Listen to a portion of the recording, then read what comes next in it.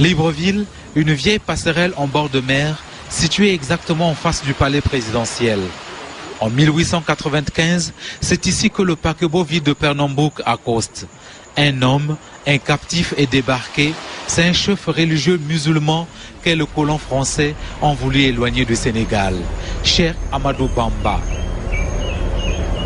Sitôt arrivé, le prisonnier est transféré dans une base de l'armée coloniale proche de l'actuelle place de l'Indépendance. Plus d'un siècle après le débarquement, des jeunes désœuvrés ont transformé le site en laverie de voitures. Pour moi, je n'ai aucune idée. C'est un parking qui nous permet ici, pour nous les jeunes, de gagner un bout de pain en lavant les voitures de tous ceux qui viennent garer sur le parking, quoi. Non, je ne connais pas l'histoire. Cheikh Amadou Bamba a vécu 3 mois à cet endroit. Victime d'humiliation et de brimades, le guide religieux avait toutefois obtenu de ses geôliers la possibilité d'aller prier à environ 300 mètres de son cachot.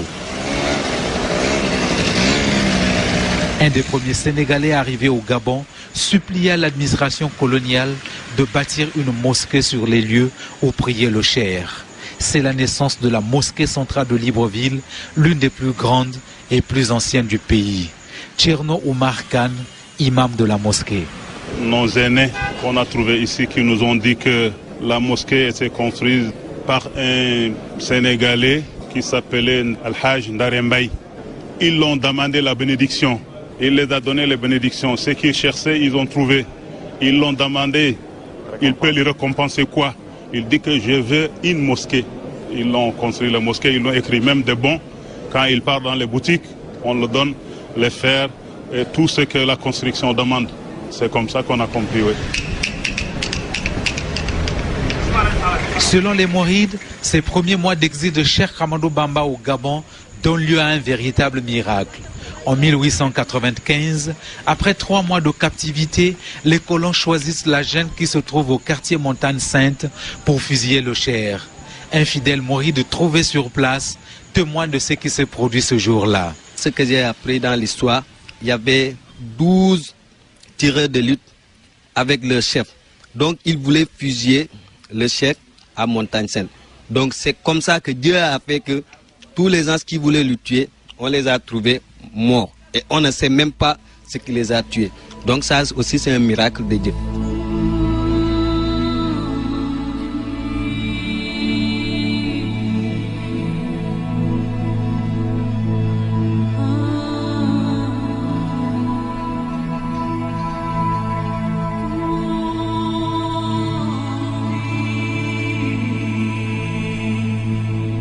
Le cheikh aurait été préalablement attaché contre un manguier. Lorsque l'arbre a été déraciné quelques années plus tard, un puits d'eau pure s'est formé à cet endroit. Les mourides disent qu'il est intarissable. Une mosquée flambant neuve vient d'être construite là et attend d'être inaugurée.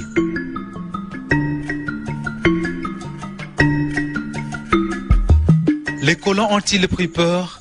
Ils décident en tout cas d'expédier Cheikh Amadou Bamba par bateau à Mayumba, au cœur de la forêt équatoriale, au sud du Gabon.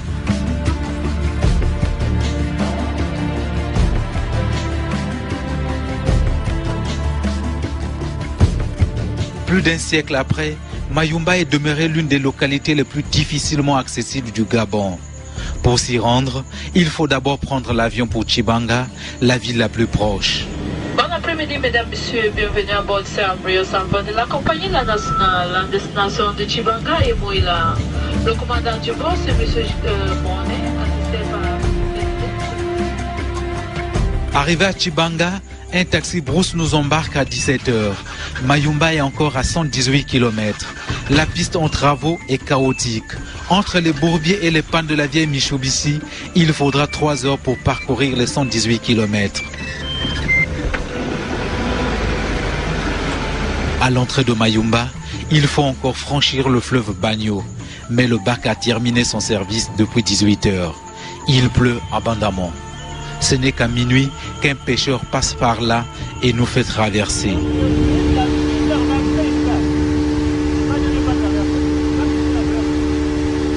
Au réveil, nous entamons notre voyage vers la mission catholique où Cheikh Amadou Bamba a été incarcéré. Une pirogue à moteur nous embarque pour traverser le fleuve Bagno. Cheikh Mbeng, un mouride ayant déjà effectué le déplacement, nous sert de guide. Maintenant, nous allons vers la débarcadère ou bien le bac pour pouvoir prendre le moyen, soit un pirogue ou bien quelque chose qui va nous traverser de l'autre côté de la mission pour qu'on puisse aller voir le site où Cheikh Ahmadou Bamba a été exilé il y a 100 ans. Nous sommes venus maintenant de descendre du bac. Nous traversons l'hôtel pour monter vers la cathédrale. Ça fait à peu près combien de minutes à pied? À peu près 15 minutes à pied, mais en montant, vraiment un peu difficile aussi. Commence alors l'ascension de la montagne qui conduit à la mission catholique. C'est une montagne. C'est une montagne, oui, c'est une montagne et la route est glissante. Et Cheikh Ahmadou Bamba a dû vivre ça. Cheikh Ahmadou Bamba a dû vivre vraiment plus difficile que ça parce que vous savez que toutes les routes qu'on a préparées ici, avant, à son époque, ça n'existait pas. Il n'y avait qu'un seul passage qui passe de l'autre côté, qui était vraiment beaucoup plus difficile que par ici. Je me demande même comment ils ont fait pour arriver vraiment à amener Cheikh Ahmadou Bamba dans cet endroit vraiment très difficile à accéder. Arrivé au sommet, le guide s'arrête. Seuls les chants d'oiseaux déchirent le silence de cette forêt humide. Puis Cheikh Mbeng prend la parole. Nous sommes à la rentrée du camp militaire où on passe pour aller à la cathédrale. Voilà, c'était le verrou pour accéder à là où il y avait Cheikh Ahmadou Bamba. Nous avançons de quelques pas. Il reste encore ici, au milieu de nulle part, une succession de bâtiments datant de l'époque coloniale. Les prêtres ont abandonné le site depuis quelques années. Mbeng tourne à gauche. D'un pas lent et pris d'émotion, il s'écrase entre un citronnier et un cocotier. Ouvre un recueil de poèmes et se met à les réciter en chantant.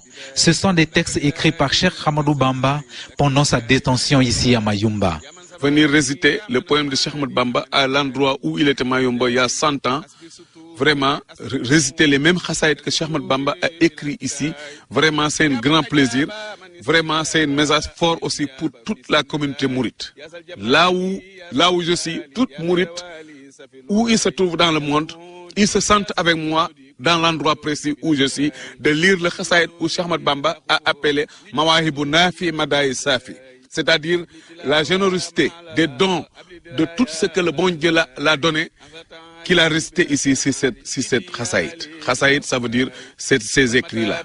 À droite, il y a un couvent, en face, un bâtiment administratif.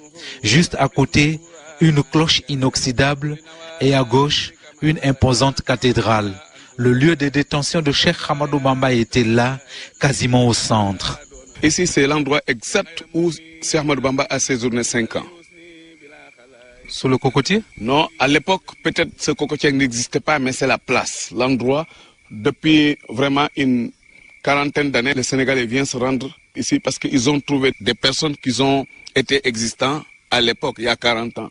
Donc le citronnier là, c'est le point de repère. Moi, il y a 20 ans que je viens ici, mais c'est l'endroit où arrêté que Cheikh Ahmadou Bamba était ici pendant 5 ans. Cheikh Ahmadou Bamba passa 5 ans dans ces milieux très hostiles, avec pour seul droit la descente de la montagne pour aller faire ses ablutions sur le fleuve Bagno. Cheikh Ahmadou Bamba, dans l'endroit où je vous montre là, il avait planté 4 pieds d'arbres pour se servir de ça en mosquée. Lorsqu'il a fait ça, les soldats ont reçu l'ordre de venir détruire ces pieds des arbres. Parce que lui, on l'a exilé ici, il n'a pas un parcelle de terrain, il n'a pas le droit d'avoir un mosquée. Ils ont détruit ça. Il racontait à une de ses disciples que quand j'étais à Mayumba, il arrivait un temps où les moustiques, les mousses et les frous et tout restaient sur son corps jusqu'à ce qu'il ne voyait plus son peau. De Mayumba, Cheikh Ahmadou Bamba fut transféré à Lambaréné, au centre du Gabon. Il a fallu 2 jours de route pour atteindre Lambaréné. Nous arrivons à Lambaréné dans quelques minutes. Un autre haut lieu du mouridisme. Voilà, Lambaréné, un autre haut lieu du mouridisme où Cheikh Ahmadou Bamba a séjourné 2 ans. Où il a fini aussi son séjour ici au Gabon. Dans cette ville, le cheikh était emprisonné dans un camp militaire. Son petit Kajibi était sur une montagne. À l'endroit, nous voyons que quelqu'un est en train de brûler les branches d'arbres sur le sol. Et nous constatons que aussi la mairie qui était fonctionnelle l'année dernière, cette année-là, ils ont construit une nouvelle mairie et la place est vide maintenant. Donc la place où nous sommes est vide et la place de la mairie aussi, il n'y a plus personne, il n'est plus habité.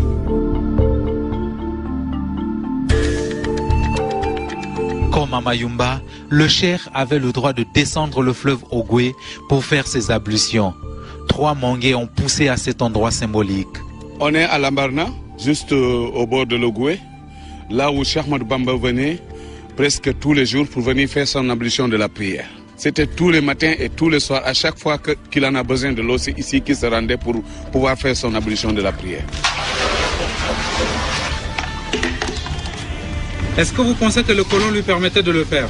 Le colon lui permettait de faire son ablution, mais il ne permettait pas aussi aux habitants d'ici de les aider à quelque chose. Selon les Mourides, l'homme qui prônait la non-violence craqua un jour contre un de ses geôliers. Il y a un événement qui s'est passé entre Cheikh Ahmadou Bamba avec le lieutenant qui venait voir son état et comment il est Cheikh Ahmadou Bamba. Un jour, il est venu ici trouver Cheikh Ahmadou Bamba dans l'endroit exact avec des pièces de monnaie. Parce que quand on exilait quelqu'un, on lui donnait une petite somme qui est équivalent de 50 francs de l'argent de l'époque qui lui permettait à faire ces choses. Mais Cheikh Ahmadou Bamba, il refusait catégoriquement de prendre l'argent venant des mains des Blancs. Cet homme-là, lorsqu'il a su qu'il refuse de prendre l'argent, il se disait que l'argent qu'il lui donne est petit. Il l'a gardé pendant 1 an. Lorsque cette monnaie-là devient 12 pièces de monnaie, il l'a mis dans un sachet. Il est venu trouver Cheikh Ahmadou Bamba ici, en train de prier. Il lui tend l'argent, que prendre l'argent là, Dieu que vous priez, l'argent sur terre représente le bon Dieu. Ces paroles-là ont révolté Cheikh Ahmadou Bamba. Il a pris ces pièces de monnaie par son contenu. Il a tapé ça sur la tête du blanc, le sang sortait. Comme ça, le blanc a crié et parti. C'est cet homme-là qui a porté plainte à Cheikh Ahmadou Bamba au tribunal militaire qui se trouvait au Ndiolé. Nouvelle étape, Ndiolé, à 225 km de Libreville. La route est impeccable. Cheikh Ahmadou Bamba, lui, avait parcouru le trajet Lambaréné-Ndiolé par bateau. Ici, les colons ont érigé un monument à la mémoire de Cheikh Ahmadou Bamba, mais aussi de Samori Touré, un résistant de la Guinée-Conakry déporté au Gabon. Très vieux, Samori Touré mourut sur une île qui porte aujourd'hui son nom. Au pied du monument, des mourides résidant dans la ville en plein nettoyage. Pour eux, on les a exilés ici, c'est juste pour une correction. Si je peux comprendre, c'est ça. C'était juste une correction pour les corriger. Parce qu'ils n'obéissaient pas aux normes des colons. Maintenant, pour les sanctionner, les punir, ils ont choisi un coin reculé comme Ndiolé, peut-être pour les torturer ou bien peut-être pour les faire mal. Cheikh Ahmadou Bamba et Samori Touré se sont rencontrés une fois au tribunal de Ndiolé. Cet bâtiment où nous nous trouvons abandonné, c'est l'ancien tribunal militaire où le colon jugeait leurs détenus comme Samori Touré et Cheikh Ahmadou Bamba aussi qui est venu répondre vraiment à son convocation ici à Ndiolé. Le cheikh est donc ramené à Lambaréné, puis à Libreville et enfin au Sénégal en 1902. Selon l'historien Cheikh Anta Babou, Cheikh Ahmadou Bamba est très probablement rapatrié au Sénégal grâce à l'intervention du député Carpeau, un métis saint-louisien élu au département français en 1902. Le fauteuil de député du Sénégal à l'Assemblée nationale française avait été monopolisé pendant longtemps par des Français de souche. Carpeau n'a pu être élu que grâce à une large coalition entre métis et citoyens noirs sénégalais. Et selon l'historien, il a bénéficié d'un soutien financier important des chefs religieux mourides.